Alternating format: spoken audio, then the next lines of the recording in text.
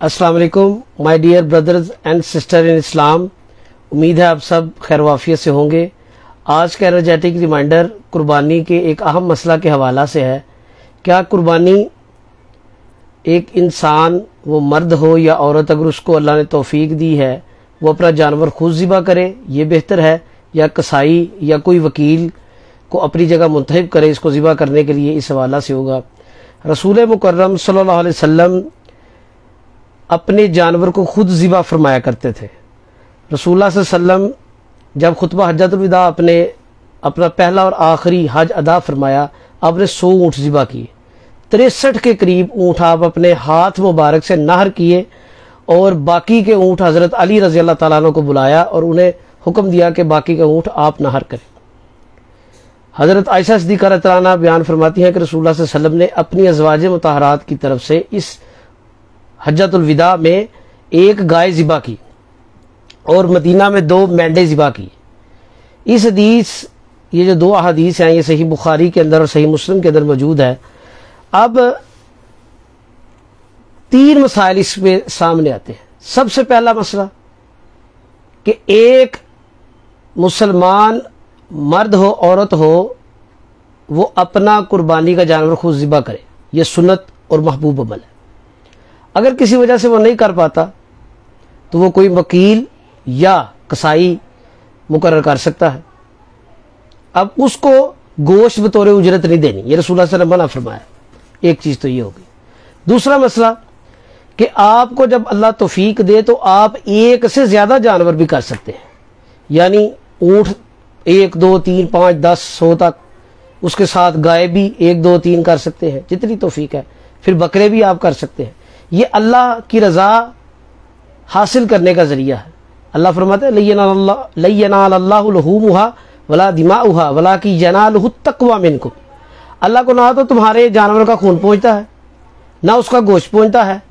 अल्लाह को क्या चाहिए? अल्लाह को तुम्हारा तक़वा चाहिए। तक़वा क्या है? अल-हुब्बु लिल्लाह, अल्लाह के लिए मोहब्बत।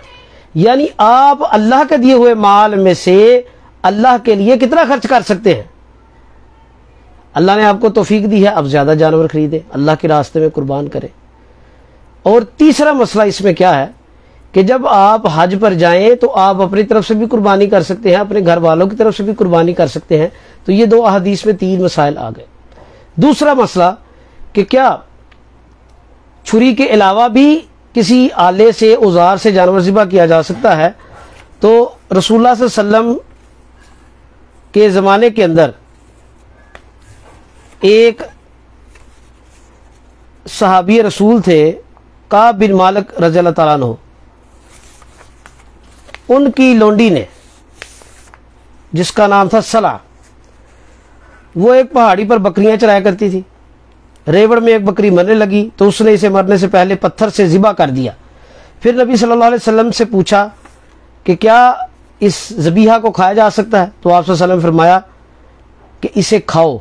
सही बुखारी के हदीस नंबर 5505। अब इस हदीस में 2 मसाइल हैं। पहला मसला कि औरत का ज़बीहा, यानी एक औरत अगर जानवर ज़िबा करती है तो उसे खाया जा सकता है। दूसरा, अगर छुरी नहीं मिलती, कोई तेज़दार आला है, कोई पत्थर है, कोई बर्छी है, कोई नेज़ा है, उससे भी आप जानवर ज़िबा कर सकते हैं। रसूलुल्लाह सल्लल्लाहु अलैहि वसल्लम ने इसकी इजाज़त दी है। अब औरत के ज़िबा करने का मसला भी इस हदीस में शामिल हो गया। और इसी के साथ इमाम बुखारी रहमतुल्लाह अलैह इसी बाब के अंदर एक हदीस लेकर आए हैं। हज़रत अबू मूसा अशअरी रज़ियल्लाहु तआला अन्हु से तालीकन बयान करते हैं कि वो अपनी लड़कियों को हुक्म दिया करते थे कि वो अपने कुर्बानी के जानवर अपने हाथ से ज़िबा करें। सहाबा में, ताबईन में, तबा ताबईन में, आइमा मुहद्दिसीन में इस बात पर कोई इख्तिलाफ नहीं है कि औरत भी अपना कुर्बानी का जानवर ज़िबा कर सकती है। ये जो लोगों ने बात बना ली है कि औरत ज़िबा नहीं कर सकती जी, अगर ज़िबा उसने कर लिया तो कुर्बानी मकरूह हो जाएगी। अबू मूसा अशअरी रज़ियल्लाहु तआला अन्हु एक बड़े नामवर सहाबी हैं। और इससे पहले हज़रत काब बिन मालिक की लोंडी का वाक़या भी मैंने आपको बयान किया। सही बुखारी के अंदर ये दोनों अहादीस सही सनद के साथ मौजूद है। तो औरत आम हालात में भी जानवर ज़िबा करती है, घर के खाने के लिए वो भी खाया जा सकता है, और कुर्बानी का जानवर भी वो ज़िबा कर सकती है, जैसे कि सहाबा इकराम सहाबियात क्या करते थे और सहाबा अपनी बेटियों को ये हुक्म दिया करते थे। अब قربانی جو ہم کرتے ہیں اس میں قربانی کرنی کس طرح ہے؟ بکرا، چھترا، مینڈا، بھیڑ کا بچہ جو ہے، جانور جو ہے، اور گائے، اس کو ذبح کیا جائے گا۔ ذبح کرنے کا طریقہ کیا ہے کہ اس کو بائیں پہلو پر لٹا کر نبی کریم صلی اللہ علیہ وسلم اپنے بائیں ہاتھ اس پر رکھتے اور دائیں ہاتھ سے اس کی شارک پر تیز دھار آلہ یا چھری پھیرتے، اس کو بسم اللہ اللہ اکبر کہہ کے تکبیر پھیر دیتے۔ اور اونٹ کا جو ہے ذبح کرنا، اس کو نہر کرنا ہے۔ رسول اللہ صلی اللہ علیہ وسلم نے جو اونٹ ذبح کیے اس کو آپ نے نہر کیا۔ نہر کا طریقہ کیا ہے؟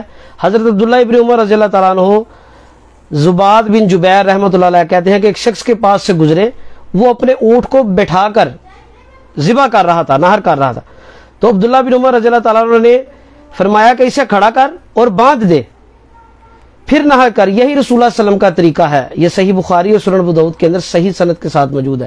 صحیح بخاری کے اندر 1713 نمبر حدیث ہے۔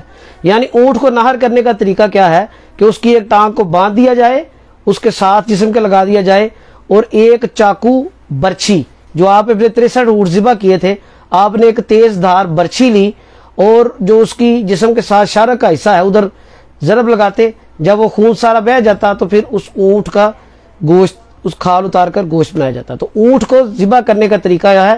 وہ نہر کرنا ہے۔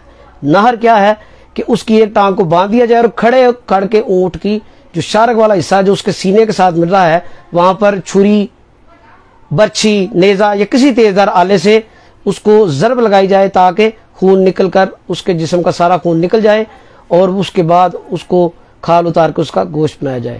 تو آج کی یہ مختصراً نشست 3 مسائل پر مبنی تھی۔ پہلا مسئلہ، قربانی اپنے ہاتھ سے کرنا افضل ہے، اگر نہ کسی صورت ممکن ہو تو آپ کوئی وکیل یا کفیل یا قصائی مقرر کر سکتے ہیں۔ دوسرے نمبر پر عورت بھی اپنا جانور ذبح کر سکتی ہے، مسنون ہے، اجازت ہے، عام حالات میں بھی، اور قربانی کے جانور کو بھی ذبح کر سکتی ہے۔ اور تیسرا مسئلہ کہ اونٹ کو جو ہے وہ ذبح نہیں کیا جائے گا، اس کو کھڑا کر کے ایک ٹانگ باندھ کے اس کو نہر کیا جائے گا۔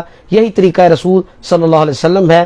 اللہ سے دعا ہے کہ اللہ تعالیٰ سنانے والے کو اور سننے والوں کو عمل کی توفیق عطا فرمائے، اور جو کچھ بھی خیر تھی، بھلائی تھی، وہ اللہ کی توفیق اور اس کے فضل سے ہے، اور جو کمی کوتاہی رہ گئی وہ بشری حوالے سے ہے، اللہ تعالیٰ اس کا ازالہ فرمائے۔